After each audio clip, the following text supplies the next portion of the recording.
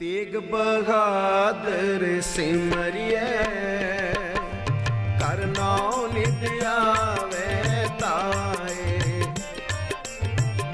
तेग बहादुर सिमरिए कर नाम नित आवे ताए।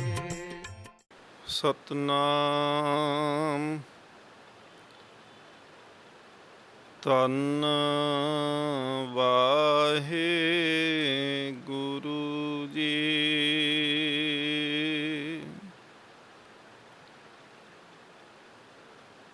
ਕਿਰਪਾ ਕਰਹੁ ਦੀਨ ਕੇ ਦਾਤੇ, ਮੇਰਾ ਗੁਣ ਅਵਗੁਣ ਨਾ ਵਿਚਾਰੋ ਕੋਈ। ਮਾਟੀ ਕਾ ਕਿਆ ਧੋਪੈ ਸੁਆਮੀ, ਮਾਨਸ ਕੀ ਗਤ ਏਹੀ। ਜੋ ਹਮਰੀ ਬਿਦ ਹੋਤੀ ਮੇਰੇ ਸਤਿਗੁਰਾ, ਸਾ ਬਿਦ ਤੁਮ ਹਰ ਜਾਨੁ ਆਪੇ। ਹਮ ਰੁਲਤੇ ਫਿਰਤੇ कोई बात ना पूछता, गुर सतगुर संग कीरे हम थापे। धन धन गुरु नानक जिन केरा, जित मिलै चुकै सब सोग संतापे।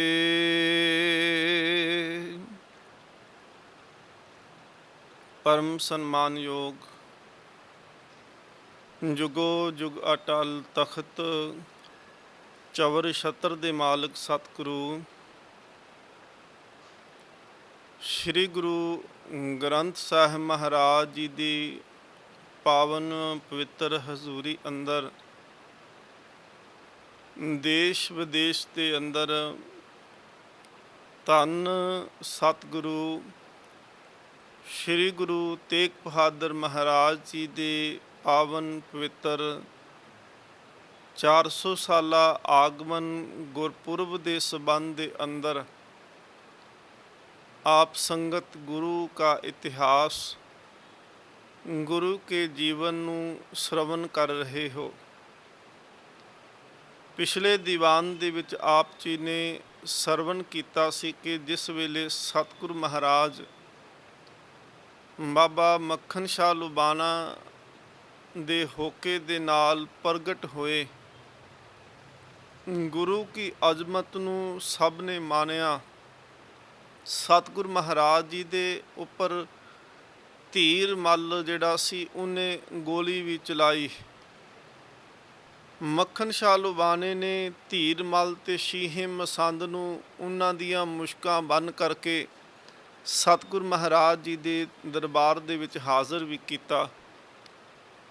पर धन गुरु तेग बहादुर महाराज जी ने बाबा मक्खन शाह लुबाने नूं उपदेश देना कीता कि सब तो वड्डा जिहड़ा धन है वो खिमा कर देना है। गुरु साहब जी दे हुक्म दे नाल शीहे मसंद ते धीर मल नूं रिहा कर दिता गया। पर धीर मल जिहड़ा सी वो अजे भी कुझियां ताकतां कुझियां चालां चलदा है, ते इंदियां कुझियां चालां नूं आपां सतगुरु महाराज जी के इतिहास के विचों देखण का यतन भी करांगे। आप संगत आसीस बख्शो। फतेह द्वारा सतगुरु महाराज जी के चरणों के विच हाज़री लगवाइए। अदब प्यार सत्कार दे नाल आसीस बख्शो। बुलाओ फतेह आखो जी। वाहिगुरु जी का खालसा ਵਾਹਿਗੁਰੂ ਜੀ ਕੀ ਫਤਿਹ। ਸਤਿਗੁਰੂ ਮਹਾਰਾਜ ਪਾਤਸ਼ਾਹ ਜੀ ਦੇ ਪ੍ਰਗਟ ਹੋਣ ਤੋਂ ਬਾਅਦ ਧੀਰ ਮੱਲ ਨੇ ਆਪਣੀ ਤਾਕਤ ਜਾਂ ਆਪਣੀ ਦਾਅਵੇਦਾਰੀ ਜਿਹੜੀ ਹੈ ਬਣਾਉਣ ਦੇ ਵਾਸਤੇ ਮਸੰਦਾਂ ਨੂੰ ਰੇਸ਼ਮੀ ਜਿਹੜੇ ਸਨ ਜ਼ਰੀਦਾਰ ਸਰੋਪੇ ਭੇਜਣਾ ਕੀਤੇ। ਇੱਕ ਘਟਨਾ ਪ੍ਰਿੰਸੀਪਲ ਸਤਬੀਰ ਸਿੰਘ ਹੋਣਾ ਨੇ ਲਿਖੀ ਕਿ ਕਾਬਲ ਦੀ ਸੰਗਤ ਨੂੰ ਧੀਰ ਮੱਲ ਨੇ ਜਿਹੜਾ ਸੀ ਬੜੇ ਕੀਮਤੀ ਜਿਹੜੇ ਸਰੋਪੇ ਭੇਜੇ, ਜਿਨ੍ਹਾਂ ਦੇ ਵਿੱਚ ਮੁੱਖ ਸਨ ਭਾਈ ਗੋਂਦਾ ਜੀ, ਭਾਈ ਜੇਠਾ ਜੀ। ਉਧਰੋਂ ਸਤਿਗੁਰੂ ਮਹਾਰਾਜ ਗੁਰੂ ਤੇਗ ਬਹਾਦਰ ਜੀ ਨੇ ਬਿਲਕੁਲ ਸਧਾਰਨ ਸਰੋਪੇ ਜਿਹੜੇ ਸਨ ਉਹਨਾਂ ਨੇ ਵੀ ਮਸੰਦਾਂ ਨੂੰ ਭੇਜਣਾ ਕੀਤੇ। ਹੁਣ ਸਿੱਖ ਜਿਹੜੇ ਸਨ ਉਹ ਦੁਬਿਧਾ ਦੇ ਵਿੱਚ ਸਨ, ਮਸੰਦ ਦੁਬਿਧਾ ਦੇ ਵਿੱਚ ਪਏ ਕਿ ਦੋ ਦਾਅਵੇਦਾਰੀਆਂ ਸਾਡੇ ਕੋਲ ਆ ਗਈਆਂ। ਇੱਕ ਤਾਂ ਸਧਾਰਨ ਸਰੋਪੇ ਦੇ ਰੂਪ ਦੇ ਵਿੱਚ ਆਏ, ਇੱਕ ਬੜੇ ਕੀਮਤੀ ਸਰੋਪਾ ਸਾਨੂੰ ਭੇਜਿਆ ਗਿਆ। ਹੁਣ ਅਸਲ ਗੁਰੂ ਕਿਹੜਾ ਹੈ ਜਿਨ੍ਹਾਂ ਨੂੰ ਮਾਨ ਸਨਮਾਨ ਦੇਣਾ ਹੈ, ਤੇ ਜਿਹੜਾ ਪਖੰਡ ਕਰ ਰਿਹਾ ਹੈ ਉਹਦਾ ਕਿਵੇਂ ਪਤਾ ਚੱਲੇ। ਕਹਿੰਦੇ ਉੱਥੇ ਭਾਈ ਜੇਠਾ ਜੀ ਨੇ ਕਿਹਾ ਕਿ ਗੁਰੂ ਕੀ ਦਾਤ ਹਮੇਸ਼ਾ ਭਾਰੀ ਹੁੰਦੀ ਹੈ, ਤੇ ਸਤਿਗੁਰੂ ਮਹਾਰਾਜ ਜਿਹੜੀ ਉਹਨਾਂ ਨੇ ਦਾਤ ਭੇਜੀ ਹੈ ਸਰੋਪੇ ਦੇ ਰੂਪ ਦੇ ਵਿੱਚ, ਉਹ ਦਾਤ ਵੀ ਭਾਰੀ ਹੈ। ਆਪ ਇਸ ਤਰ੍ਹਾਂ ਕਰੋ ਕਿ ਤਕੜੀ ਦੇ ਵਿੱਚ ਜਿਹੜਾ ਹੈ ਦੋਨੋਂ ਪਲੜਿਆਂ ਦੇ ਵਿੱਚ ਇਹ ਸਰੋਪੇ ਰੱਖੋ। ਜਿਹੜਾ ਪਲੜਾ ਭਾਰੀ ਹੋਏਗਾ ਉਹ ਨੀਵਾਂ ਹੋ ਜਾਏਗਾ, ਤੇ ਨੀਵੇਂ ਨੂੰ ਹੀ ਸਤਿਗੁਰੂ ਮਹਾਰਾਜ ਜੀ ਦੇ ਘਰ ਦੇ ਵਿੱਚ ਭਾਗ ਲੱਗਦੇ ਨੇ, ਤੇ ਜਿੰਦਾ ਅੰਦਰ ਥੋਥਾ ਹੈ ਉਹਦਾ ਪਲੜਾ ਹੌਲਾ ਤੇ ਉਹ ਉੱਪਰ ਉੱਠ ਜਾਏਗਾ। ਭਾਈ ਜੇਠੇ ਨੇ ਉਹ ਤਕੜੀ ਦੇ ਪੱਲਿਆਂ ਦੇ ਵਿੱਚ ਜਿਹੜਾ ਸੀ ਇੱਕ ਪਾਸੇ ਗੁਰੂ ਤੇਗ ਬਹਾਦਰ ਦਾ ਭੇਜਿਆ ਹੋਇਆ ਸਰੋਪਾ ਜਿਹੜਾ ਸੀ ਉਹ ਰੱਖਿਆ, ਤੇ ਦੂਸਰੇ ਪਾਸੇ ਧੀਰ ਮੱਲ ਨੇ ਜਿਹੜਾ ਬੜਾ ਕੀਮਤੀ ਸਰੋਪਾ ਭੇਜਿਆ ਉਹ ਰੱਖ ਕੇ ਜਦੋਂ ਤਕੜੀ ਨੂੰ ਤਾਂ ਚੁੱਕਿਆ, ਤੇ ਜਿਹੜਾ ਗੁਰੂ ਘਰ ਦਾ ਸਰੋਪਾ ਸੀ ਗੁਰੂ ਤੇਗ ਬਹਾਦਰ ਮਹਾਰਾਜ ਜੀ ਦਾ ਭੇਜਿਆ, ਉਹ ਪੱਲੜਾ ਭਾਰੀ ਸੀ, ਨੀਵਾਂ ਹੋ ਗਿਆ, ਤੇ ਜਿਹੜਾ ਧੀਰ ਮੱਲ ਵਾਲਾ ਪੱਲੜਾ ਸੀ ਉਹ ਸਰੋਪੇ ਵਾਲਾ ਉਹ ਉੱਤੇ ਉੱਠ ਗਿਆ। ਯਕੀਨ ਸਿੱਖਾਂ ਨੇ ਕੀਤਾ ਕਿ ਨਹੀਂ, ਜੋਤ ਗੁਰੂ ਨਾਨਕ ਦੇਵ ਮਹਾਰਾਜ ਜੀ ਦੀ ਗੁਰੂ ਤੇਗ ਬਹਾਦਰ ਦੇ ਅੰਦਰ ਹੈ। ਮਹਾਰਾਜ ਸੱਚੇ ਪਾਤਸ਼ਾਹ ਨੇ ਹੁਕਮ ਵੀ ਸਿੱਖਾਂ ਨੂੰ ਭੇਜਿਆ, ਕਿਉਂਕਿ ਗੁਰੂ ਅਮਰਦਾਸ ਮਹਾਰਾਜ ਜੀ ਦੇ ਸਮੇਂ 'ਤੇ ਭਾਈ ਪਾਰੋ ਜੀ ਨੇ ਬੇਨਤੀ ਕੀਤੀ ਸੀ, ਮਹਾਰਾਜ ਸਾਨੂੰ ਕੁਝ ਦਿਨ ਦੱਸ ਦਿਓ, ਕੋਈ ਐਸਾ ਦਿਹਾੜਾ ਦੱਸ ਦਿਓ ਜਿੱਥੇ ਸੰਗਤ ਬਿਨਾਂ ਸਿਨੇ ਭੇਜਣ ਤੋਂ ਹੀ ਸੰਗਤ ਨੂੰ ਬੁਲਾਇਆ ਜਾ ਸਕੇ। ਉਸ ਵੇਲੇ ਸਤਿਗੁਰੂ ਸੱਚੇ ਪਾਤਸ਼ਾਹ ਮਹਾਰਾਜ ਜੀ ਨੇ ਜਦੋਂ ਬੌਲੀ ਦਾ ਕੜ ਟੁੱਟਿਆ, ਬੌਲੀ ਸਾਹਿਬ ਜੀ ਦੀ ਰਚਨਾ ਜਦੋਂ ਸਤਿਗੁਰੂ ਗੁਰੂ ਅਮਰਦਾਸ ਮਹਾਰਾਜ ਨੇ ਕਰਾਈ ਸੀ ਨਾ, ਤੇ ਬੌਲੀ ਦਾ ਕੜ ਜਿਹੜਾ ਸੀ ਉਹ ਵਿਸਾਖੀ ਵਾਲੇ ਦਿਨ ਟੁੱਟਿਆ ਸੀ। ਤੇ ਸਤਿਗੁਰੂ ਮਹਾਰਾਜ ਜੀ ਨੇ ਭਾਈ ਪਾਰੋ ਜੀ ਦੇ ਕਹਿਣ ਦੇ ਉੱਪਰ ਸਿੱਖੀ ਦੇ ਵਿੱਚ 2 ਦਿਨ ਬੰਨ੍ਹ ਦਿੱਤੇ, ਇੱਕ ਤਾਂ ਵਿਸਾਖੀ ਦਾ ਸੀ ਤੇ ਦੂਸਰਾ ਦੀਵਾਲੀ ਦਾ। ਤੇ ਸਿੱਖਾਂ ਨੂੰ ਐਸਾ ਹੁਕਮ ਕਰ ਦਿੱਤਾ ਸੀ ਕਿ ਸਿੱਖ ਕਿਤੇ ਵੀ ਹੋਵਣ ਜਾਂ ਗੁਰੂ ਜੋਤ ਕਿਸੇ ਵੀ ਸਰੀਰ ਦੇ ਵਿੱਚ ਬਿਰਾਜਦੀ ਹੋਵੇ, ਗੁਰੂ ਅਮਰਦਾਸ ਮਹਾਰਾਜ ਜੀ ਤੋਂ ਲੈ ਕਰਕੇ ਤੇ ਹੁਣ ਗੁਰੂ ਤੇਗ ਬਹਾਦਰ ਮਹਾਰਾਜ ਗੁਰਤਾ ਤੇ ਨੇ, ਤੇ ਦੀਵਾਲੀ ਤੇ ਵਿਸਾਖੀ ਦੇ ਜਿਹੜੇ ਦਿਹਾੜੇ ਨੇ ਇਹ ਉੱਥੇ ਹੀ ਮਨਾਏ ਜਾਣ ਜਿੱਥੇ ਗੁਰੂ ਜੋਤ ਟਿੱਕੀ ਹੋਵੇ। ਤੇ ਕਿਉਂਕਿ ਸਿੱਖ ਸੰਗਤ ਨੂੰ ਜਦੋਂ ਗੁਰੂ ਸਾਹਿਬ ਗੁਰੂ ਹਰਕ੍ਰਿਸ਼ਨ ਮਹਾਰਾਜ ਦਿੱਲੀ ਦੇ ਅੰਦਰ ਜੋਤੀ ਜੋਤ ਸਮਾਏ ਮਾਰਚ ਦੇ ਅੰਦਰ 1664, ਤੇ 4.5 ਮਹੀਨੇ ਹੋ ਚੁੱਕੇ ਸੀ ਸਤਿਗੁਰੂ ਮਹਾਰਾਜ ਜਦੋਂ ਬਾਅਦ ਵਿੱਚ ਪ੍ਰਗਟ ਹੁੰਦੇ ਨੇ। ਸਿੱਖ ਸੰਗਤ ਨੂੰ ਇਹ ਤਾਂ ਪਤਾ ਸੀ, ਭਾਵੇਂ ਇਹ ਨਹੀਂ ਸੀ ਪਤਾ ਕਿ ਜੋਤ ਗੁਰੂ ਤੇਗ ਬਹਾਦਰ ਵਿੱਚ ਆ ਕੇ ਟਿਕੀ ਹੈ, ਪਰ ਇੰਨਾ ਜ਼ਰੂਰ ਸਾਰਿਆਂ ਨੂੰ ਪਤਾ ਸੀ ਕਿ ਜੋਤ ਬਾਬੇ ਬਕਾਲੇ ਦੇ ਵਿੱਚ ਹੀ ਹੈ।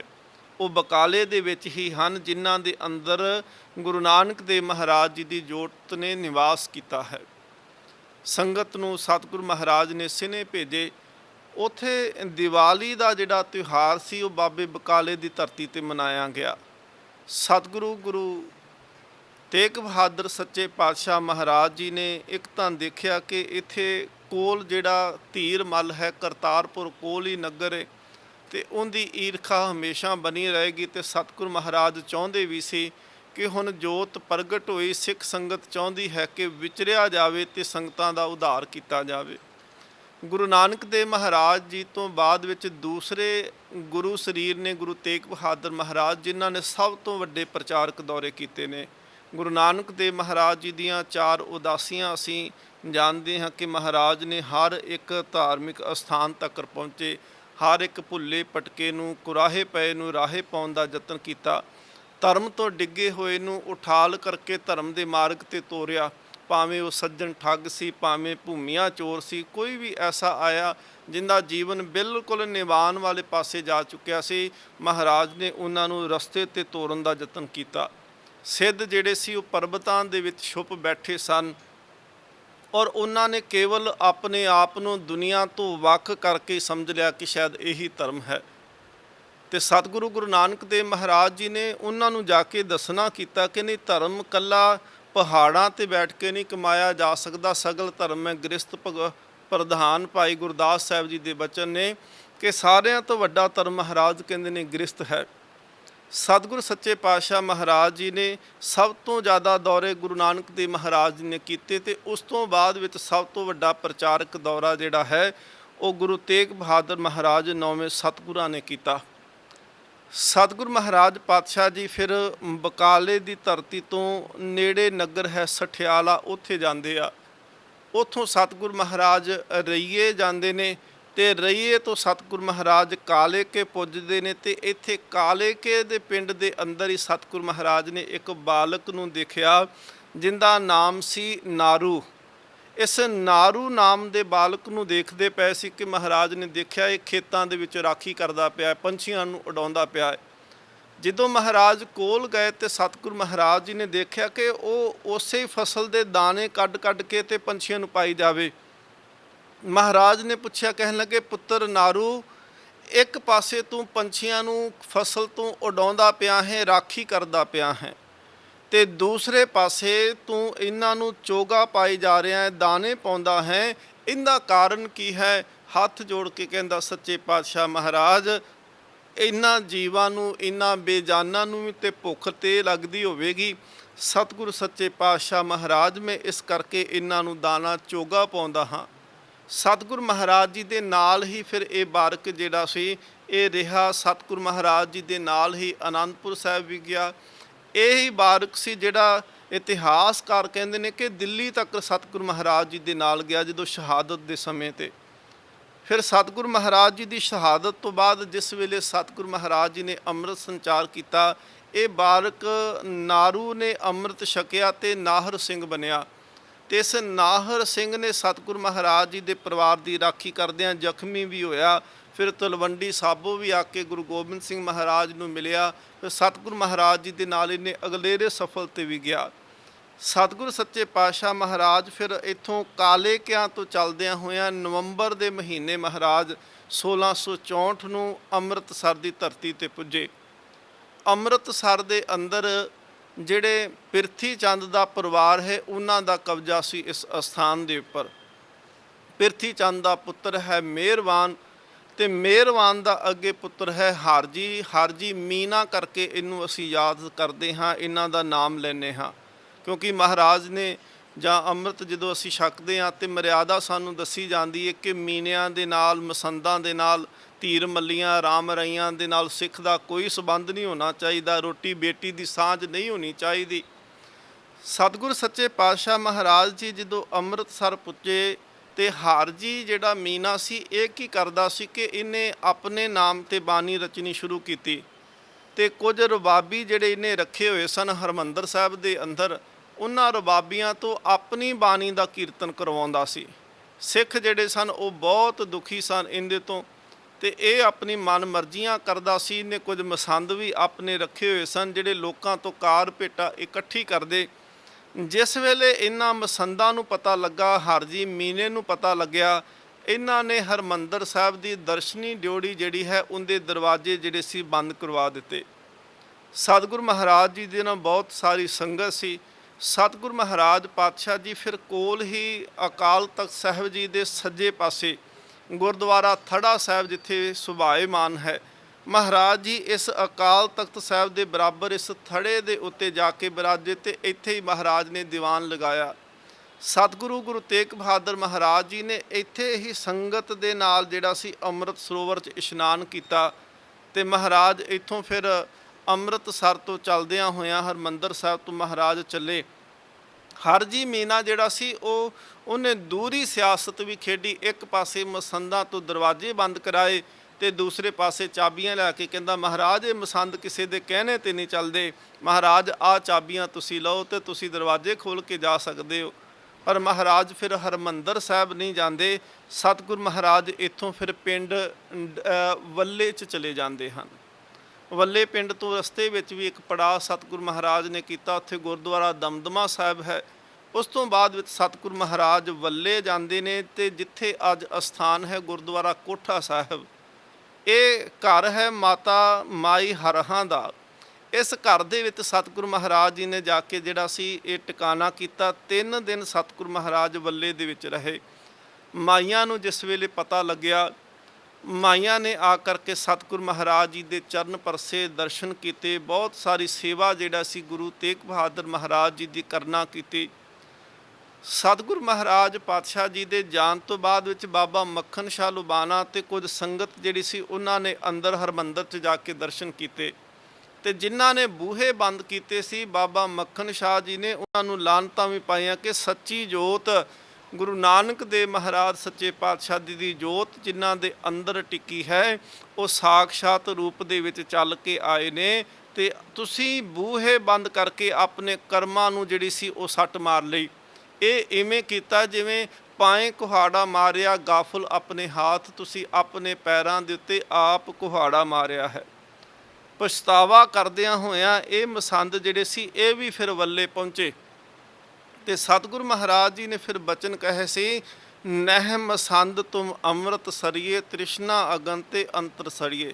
ਇੱਕ ਆਮ ਜਿਹੜੀ ਗੱਲ ਜਿਹੜੀ ਸੀ ਪ੍ਰਚਲਿਤ ਹੋ ਗਈ, ਅੰਮ੍ਰਿਤ ਸਰੀਏ ਅੰਦਰ ਸੜੀਏ। ਇਹ ਬਿਲਕੁਲ ਨਿਰਮੂਲ ਸੀ। ਅਸਲ ਜਿਹੜਾ ਉਸ ਵੇਲੇ ਗੱਲ ਆਖੀ ਗਈ ਸੀ ਕਿ ਨਹਿ ਮਸੰਦ ਤੁਮ ਅੰਮ੍ਰਿਤ ਸਰੀਏ, ਤੁਸੀਂ ਅਸਲੀ ਅੰਮ੍ਰਿਤਸਰ ਦੇ ਮਸੰਦ ਨਹੀਂ ਹੋ, ਤੁਹਾਡੇ ਅੰਦਰ ਕੇਵਲ ਤ੍ਰਿਸ਼ਨਾ ਦੇ ਭਾਂਬੜ ਬਲਦੇ ਪਏ ਨੇ, ਤੁਸੀਂ ਅੰਦਰੋਂ ਸੜ ਚੁੱਕੇ ਹੋ। ਤ੍ਰਿਸ਼ਨਾ ਅਗਨ ਤੇ ਅੰਤਰ ਸੜੀਏ, ਤੁਹਾਡਾ ਅੰਦਰ ਜਿਹੜਾ ਹੈ ਉਹ ਤ੍ਰਿਸ਼ਨਾ ਦੀ ਅੱਗ ਨਾਲ ਸੜਿਆ ਪਿਆ ਹੈ, ਤੁਸੀਂ ਇਕੱਲੇ ਮਸੰਦ ਨਹੀਂ। ਮਸੰਦ ਦਾ ਜੀਵਨ ਤੇ ਸਤਿਗੁਰ ਮਹਾਰਾਜ ਨੇ ਬੜਾ ਉੱਚਾ ਤੇ ਸੁੱਚਾ ਦੱਸਿਆ। ਭਾਈ ਗੋਂਦੇ ਦਾ ਜੀਵਨ ਪੜ੍ਹ ਕੇ ਦੇਖੋ, ਭਾਈ ਦਾਸਾ ਜੀ ਦਾ ਜੀਵਨ ਪੜ੍ਹ ਕੇ ਦੇਖੋ। ਇਸ ਤਰ੍ਹਾਂ ਕਈ ਐਸੇ ਮਸੰਦ ਸੀ ਜਿਨ੍ਹਾਂ ਦਾ ਸਮੁੱਚਾ ਜੀਵਨ, ਚਾਚੇ ਫੱਗੂ ਦਾ ਜੀਵਨ ਪੜ੍ਹ ਕੇ ਦੇਖੋ, ਜਿਨ੍ਹਾਂ ਨੇ ਆਪਣੇ ਜੀਵਨ ਦੇ ਵਿੱਚ ਗੁਰੂ ਕੀ ਕਾਰ ਨੂੰ ਇਕੱਠਿਆਂ ਕੀਤਾ। ਮਹਾਰਾਜ ਕਹਿੰਦੇ ਸੀ ਇਹ ਗੁਰੂ ਕੀ ਕਾਰ ਜਿਹੜੀ ਹੈ ਸੰਗਤ ਦਾ ਦਿੱਤਾ ਦਸਵੰਧ ਹੈ। ਇਹਨੂੰ ਮਹਾਰਾਜ ਕਹਿੰਦੇ ਨੇ ਜੇਕਰ ਬੰਦਗੀ ਤੋਂ ਬਗੈਰ ਇਹਨੂੰ ਖਾਧਾ ਜਾਏਗਾ ਤੇ ਇਹ ਜੀਵਨ ਦੇ ਵਿੱਚ ਕੋੜ ਤੇ ਰੋਗ ਪੈਦਾ ਕਰੇਗਾ। ਸਤਿਗੁਰੂ ਮਹਾਰਾਜ ਜੀ ਨੇ ਕਿਹਾ ਸੀ ਕਿ ਸੰਗਤ ਦਾ ਧਨ ਜਿਹੜਾ ਹੈ ਇਹ ਸੰਗਤ ਦੀ ਕਮਾਈ ਦੇ ਵਿੱਚੋਂ ਆਇਆ ਹੈ। 1-1 ਰੁਪਈਏ 1-1 ਪੈਸੇ ਦੇ ਪਿੱਛੇ ਸੰਗਤ ਦੀਆਂ ਅਨੇਕਾਂ ਇੱਛਾ ਅਰਦਾਸਾਂ ਹੁੰਦੀਆਂ ਨੇ ਤੇ ਜੇਕਰ ਇਹਨਾਂ ਨੂੰ ਖਾਧਾ ਜਾਵੇਗਾ ਤੇ ਬੰਦਗੀ ਨਾ ਹੋਏਗੀ, ਗੁਰੂ ਤੋਂ ਬਗੈਰ ਐਸੇ ਧਨ ਨੂੰ ਪਹੁੰਚਾਉਣਾ ਔਖਾ ਹੋ ਜਾਏਗਾ, ਇਹ ਅੰਦਰ ਕੋੜ ਰੋਗ ਪੈਦਾ ਕਰ ਦੇਵੇਗਾ। ਮਹਾਰਾਜ ਕਹਿੰਦੇ ਨੇ ਤ੍ਰਿਸ਼ਨਾ ਅਗਨ ਤੇ ਅੰਤਰ ਸੜੀਏ, ਇਹ ਤ੍ਰਿਸ਼ਨਾ ਦੀ ਅੱਗ ਦੇ ਵਿੱਚ ਸੜਦੇ ਪਏ ਹੋ, ਤੁਸੀਂ ਅਸਲ ਦੇ ਵਿੱਚ ਮਸੰਦ ਨਹੀਂ ਹੋ। ਸਤਿਗੁਰ ਮਹਾਰਾਜ ਪਾਤਸ਼ਾਹ ਜੀ ਦੀ ਸੇਵਾ ਵੱਲੇ ਵਿਖੇ ਮਾਤਾ ਮਾਈ ਹਰਹਾਂ ਤੇ ਹੋਰ ਸੰਗਤ ਨੇ ਕੀਤੀ। ਮਾਈਆਂ ਨੇ ਬਹੁਤ ਸੇਵਾ ਕੀਤੀ ਤੇ ਮਹਾਰਾਜ ਜੀ ਦੇ ਬਚਨ ਸਨ। ਸਤਿਗੁਰ ਮਹਾਰਾਜ ਕਹਿੰਦੇ ਨੇ ਮਾਈਆਂ ਰੱਬ ਰਜਾਈਆਂ ਭਗਤੀ ਲਾਈਆਂ, ਉਹਨਾਂ ਨੂੰ ਸਤਿਗੁਰ ਮਹਾਰਾਜ ਨੇ ਇਹ ਵਰ ਦੇ ਕੇ ਨਿਵਾਜਿਆ। ਵੱਲੇ ਨੂੰ ਸਤਿਗੁਰ ਮਹਾਰਾਜ ਕਹਿੰਦੇ ਨੇ ਵੱਲਾ ਗੁਰੂ ਕਾ ਗੱਲਾ। ਇੱਥੋਂ ਫਿਰ ਸਤਿਗੁਰ ਮਹਾਰਾਜ ਵੱਲੇ ਵਿਖੇ 3 ਦਿਨ ਰੁਕਣ ਤੋਂ ਬਾਅਦ ਵਿੱਚ ਧੰਨ ਗੁਰੂ ਤੇਗ ਬਹਾਦਰ ਮਹਾਰਾਜ ਪਾਤਸ਼ਾਹ ਜੀ ਪਿੰਡ ਘੁੱਕੇ ਵਾਲੀ ਜਾਂਦੇ ਨੇ। ਘੁੱਕੇ ਵਾਲੀ ਜਿਹੜਾ ਹੈ ਗੁਰੂ ਅਰਜਨ ਦੇਵ ਮਹਾਰਾਜ ਜੀ ਦਾ ਅਸਥਾਨ ਵੀ ਹੈ। ਸਤਿਗੁਰੂ ਗੁਰੂ ਅਰਜਨ ਦੇਵ ਮਹਾਰਾਜ ਸੱਚੇ ਪਾਤਸ਼ਾਹ ਜੀ ਨੇ ਉਸ ਜਗ੍ਹਾ ਉਸ ਅਸਥਾਨ ਦੇ ਉੱਪਰ ਚਰਨ ਪਾਏ। ਅੱਜ ਵੀ ਉੱਥੇ ਬਿਲਕੁਲ ਇੱਕ ਪਾਸੇ ਗੁਰੂ ਅਰਜਨ ਦੇਵ ਮਹਾਰਾਜ ਜੀ ਦਾ ਸਥਾਨ ਤੇ ਦੂਸਰੇ ਪਾਸੇ ਗੁਰੂ ਤੇਗ ਬਹਾਦਰ ਜੀ ਦਾ ਤੇ ਵਿਚਕਾਰ ਅੰਮ੍ਰਿਤ ਸਰੋਵਰ ਜਿਹੜਾ ਹੈ ਉਹ ਸੁਭਾਇਮਾਨ ਹੈ। ਇਸੇ ਜਗ੍ਹਾ ਦੇ ਉੱਤੇ 1922 ਦੇ ਵਿੱਚ ਜਿਹੜਾ ਸੀ ਉਹ ਸਾਕਾ ਵਾਪਰਿਆ ਸੀ। 100 ਸਾਲ ਜਿਹੜੇ ਹੈ ਅਗਲੇ 2022 ਦੇ ਅੰਦਰ 100 ਸਾਲਾ ਇਹ ਸ਼ਹੀਦੀ ਸਾਕਾ ਗੁਰੂ ਕੇ ਬਾਗ ਦਾ ਵੀ ਉੱਥੇ ਮਨਾਇਆ ਜਾਣਾ ਹੈ। ਸਤਿਗੁਰ ਮਹਾਰਾਜ ਪਾਤਸ਼ਾਹ ਜੀ ਫਿਰ ਘੁੱਕੇ ਵਾਲੀ ਤੋਂ ਹੁੰਦਿਆਂ ਮਹਾਰਾਜ ਖਡੂਰ ਸਾਹਿਬ ਆਉਂਦੇ ਨੇ। ਖਡੂਰ ਸਾਹਿਬ ਗੁਰੂ ਅੰਗਦ ਦੇਵ ਮਹਾਰਾਜ ਜੀ ਦੀ ਸੰਤਾਨ, ਉਹਨਾਂ ਨੇ ਸਤਿਗੁਰ ਮਹਾਰਾਜ ਜੀ ਦਾ ਸਨਮਾਨ ਕੀਤਾ। ਬਾਬਾ ਮੋਹਰੀ ਚੰਦ ਦੀ ਸੰਤਾਨ ਦਵਾਰਕਾ ਦਾਸ ਸਤਿਗੁਰ ਮਹਾਰਾਜ ਜੀ ਨੂੰ ਖਡੂਰ ਸਾਹਿਬ ਤੋਂ ਗੋਇੰਦਵਾਲ ਸਾਹਿਬ ਲੈ ਕੇ ਜਾਂਦੇ ਹਨ। ਸਤਿਗੁਰੂ ਮਹਾਰਾਜ ਪਾਤਸ਼ਾਹ ਗੋਇੰਦਵਾਲ ਕੁਝ ਦਿਨ ਟਿਕਦੇ ਨੇ ਔਰ ਇੱਥੋਂ ਹੀ ਸਤਿਗੁਰੂ ਮਹਾਰਾਜ ਜੀ ਨੂੰ ਫਿਰ ਮੂਲ ਚੰਦ ਦਾ ਬੇਟਾ ਰਘੂ ਰਾਏ ਜਿਹੜਾ ਹੈ ਸਤਿਗੁਰੂ ਮਹਾਰਾਜ ਜੀ ਦੀ ਸੇਵਾ ਦੇ ਵਿੱਚ ਆਇਆ। ਰਘੂਪਤ ਰਾਏ ਨੇ ਬੇਨਤੀ ਕੀਤੀ ਕਿ ਸਤਿਗੁਰੂ ਮਹਾਰਾਜ ਸਾਡੇ ਨਗਰ ਚੱਲੋ। ਮਹਾਰਾਜ ਗੋਇੰਦਵਾਲ ਤੋਂ ਫਿਰ ਖੇਮ ਕਰਨ ਜਿਹੜਾ ਹੈ, ਬਿਲਕੁਲ ਅੱਜ ਦਾ ਜਿਹੜਾ ਇੱਥੋਂ ਦੀ ਭੂਗੋਲਿਕ ਅਸੀਂ ਪੰਜਾਬ ਦੀ ਸਥਿਤੀ ਨੂੰ ਦੇਖਦੇ ਹਾਂ ਤੇ ਬਾਰਡਰ ਦਾ ਪਾਕਿਸਤਾਨ ਦੇ ਨਾਲ ਲੱਗਦਾ ਹੋਇਆ ਅਖੀਰਲਾ ਪਿੰਡ ਹੈ ਖੇਮਕਰਨ। ਇਸ ਇਲਾਕੇ ਦੇ ਵਿੱਚ ਸਤਿਗੁਰੂ ਮਹਾਰਾਜ ਜੀ ਗਏ। ਰਘੂਪਤ ਰਾਏ ਦੇ ਘਰ ਸਤਿਗੁਰੂ ਮਹਾਰਾਜ ਜੀ ਟਿਕੇ। ਇੱਥੇ ਫਿਰ ਇੱਕ ਸਿੱਖ ਆਉਂਦਾ ਹੈ, ਭਾਈ ਧੰਗਾਣਾ ਜੀ। ਭਾਈ ਧੰਗਾਣੇ ਨੇ ਬੇਨਤੀ ਸਤਿਗੁਰੂ ਮਹਾਰਾਜ ਜੀ ਦੇ ਚਰਨਾਂ 'ਚ ਕੀਤੀ। ਸਿੱਖਾਂ ਦਾ ਪਿਆਰ ਗੁਰੂ ਦੇ ਨਾਲ ਕਿੰਨਾ ਹੈ।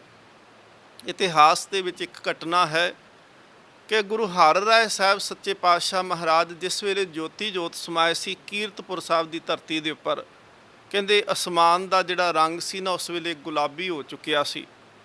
ਸਤਿਗੁਰੂ ਸੱਚੇ ਪਾਤਸ਼ਾਹ ਮਹਾਰਾਜ ਜਦੋਂ ਜੋਤੀ ਜੋਤ ਸਮਾਏ ਤੇ ਇਸ ਤਰ੍ਹਾਂ ਸੀ ਕਿ ਜਿਵੇਂ ਅਸਮਾਨ ਦੇ ਵਿੱਚ ਵਾਤਾਵਰਣ ਦੇ ਵਿੱਚੋਂ ਕੁਝ ਗਾਉਣ ਦੀ ਆਵਾਜ਼ ਆਉਂਦੀ ਹੋਵੇ। ਸਤਿਗੁਰੂ ਮਹਾਰਾਜ ਜੀ ਦੀ ਚਿਖਾ ਤਿਆਰ ਹੋਈ। ਸਤਿਗੁਰੂ ਮਹਾਰਾਜ ਜੀ ਦਾ ਅੰਗੀਠਾ ਤਿਆਰ ਕਰਨ ਤੋਂ ਬਾਅਦ ਜਿਸ ਵੇਲੇ ਅਗਨ ਭੇਟ ਮਹਾਰਾਜ ਜੀ ਨੂੰ ਕੀਤਾ ਗਿਆ ਤੇ ਪਹਾੜੀ ਰਾਜਾ ਰਾਮ ਰਾਏ ਪ੍ਰਤਾਪ ਸਿੰਘ ਜਿਹੜਾ ਸੀ ਉਹਨੇ ਬਲਦੀ ਹੋਈ ਚਿਖਾ ਅੰਗੀਠੇ 'ਚ ਛਾਲ ਮਾਰ ਕੇ ਸਤਿਗੁਰੂ ਮਹਾਰਾਜ ਜੀ ਦੇ ਨਾਲ ਹੀ ਪ੍ਰਾਣ ਤਿਆਗੇ ਸਨ। ਐਸੇ ਬਹੁਤ ਸਾਰੇ ਸਿੱਖ ਸਨ ਜਿਨ੍ਹਾਂ ਨੇ ਕਿ ਗੁਰੂ ਦੇ ਨਾਲ ਇੰਨਾ ਪ੍ਰੇਮ ਸੀ ਕਿ ਸਤਿਗੁਰੂ ਮਹਾਰਾਜ ਤੋਂ ਬਾਅਦ ਵਿੱਚ ਜੀਣਾ ਹੀ ਛੱਡ ਦਿੱਤਾ, ਗੁਰੂ ਦੇ ਉੱਤੋਂ ਹੀ ਜੀਵਨ ਨਿਸ਼ਾਵਰ ਕਰ ਦਿੱਤਾ।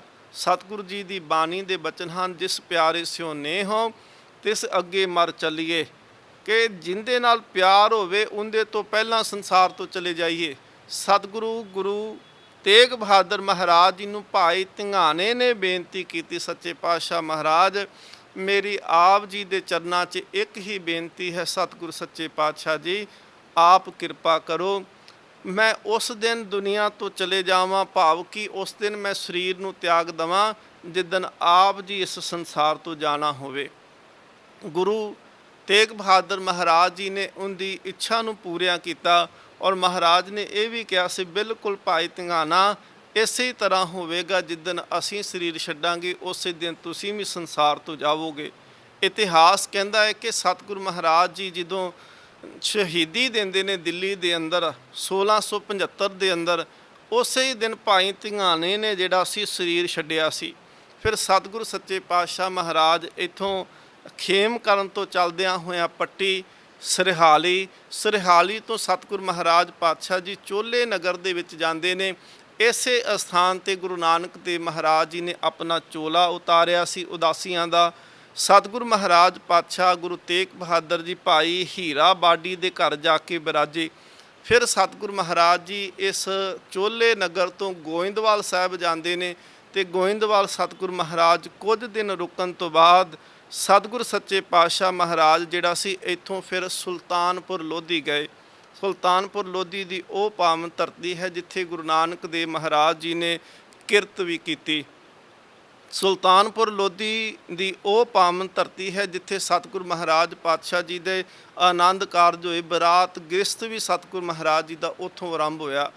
ਸੁਲਤਾਨਪੁਰ ਲੋਧੀ ਦੀ ਧਰਤੀ ਤੋਂ ਹੀ ਸਤਿਗੁਰੂ ਮਹਾਰਾਜ ਜੀ ਨੇ ਸਭ ਤੋਂ ਪਹਿਲਾਂ ਬਾਣੀ ਰੂਪ ਦੇ ਵਿੱਚ ਮੂਲ ਮੰਤਰ ਉੱਥੇ ਉਚਾਰਨ ਕੀਤਾ।